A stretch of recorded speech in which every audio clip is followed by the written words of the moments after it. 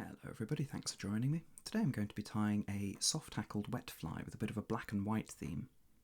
The hook I'm using is a Hanak H200 barbless wet fly hook, and the thread I'm using is UTC 70 in black.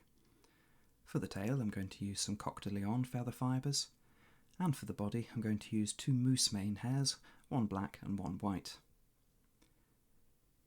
The hackle I'm using a grizzly hen hackle from Whiting. It's a very nice, love tying with these. And for the wing, I'm going to be using some mallard feathers.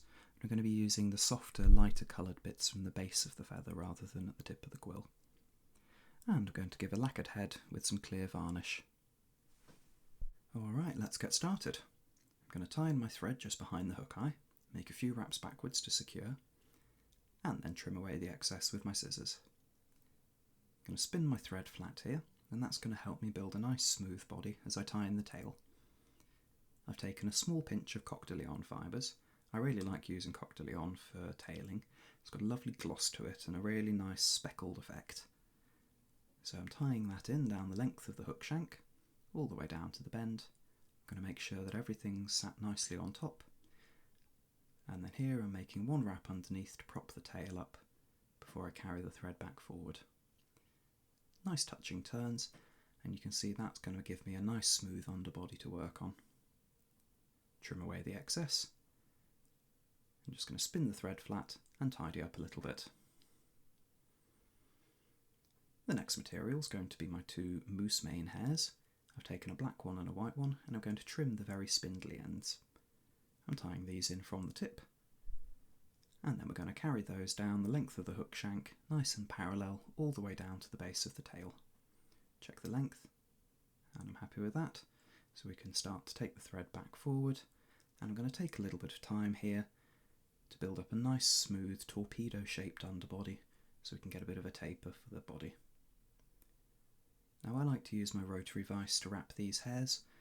I found that for me it's the easiest way to keep them nice and parallel and get nice even wraps as we go up.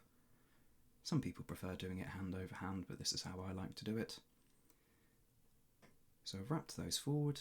I'm happy with the length, so I'm going to come in with my thread, make a few tight turns, and break away the hairs. Here I've stripped the barbs off the bottom of my hen hackle. I'm going to tie that in, make a cross wrap, and carry the butt end forward, trim away the excess so it's not crowding the hook eye, and secure everything down. Whilst I'm wrapping the hackle, I'm making sure to preen all of the feather barbs backwards, and this is going to keep everything nice and streamlined and give a lovely umbrella-shaped wet fly hackle. I'm making about 2.5 turns, that's plenty for me. I prefer to keep my wet fly hackles fairly sparse. I think it gives a better action in the water. I can trim away the excess feather, and I'm going to make a few wraps backwards in order to secure everything down. Now I've taken 2 slips of mallard wing, and I'm going to use a pinch and loop technique to secure these down. My second loop slipped forward a little bit, but because I've kept hold of the feather and kept it in the position I want, I can always go back a wrap and redo it. I'm happy with the position, so let's come in and trim away the excess. Now, working from the head backwards, I'm going to take some time to build up a nice bulb-shaped black head on the fly. Now I think this fly gives a really nice representation of a drowned mayfly, and I've had some good success with it, especially on some still waters. I'm happy with the head, so I'm going to come in with my whip finisher and secure the thread down.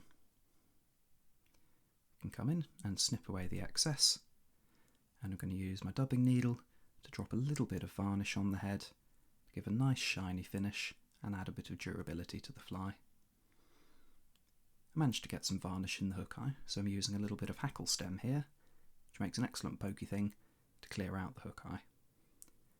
And there you have it, that's my black and white wet fly. Give it a go, it's a nice adaptable pattern and I think you'll enjoy tying it. Thanks for watching.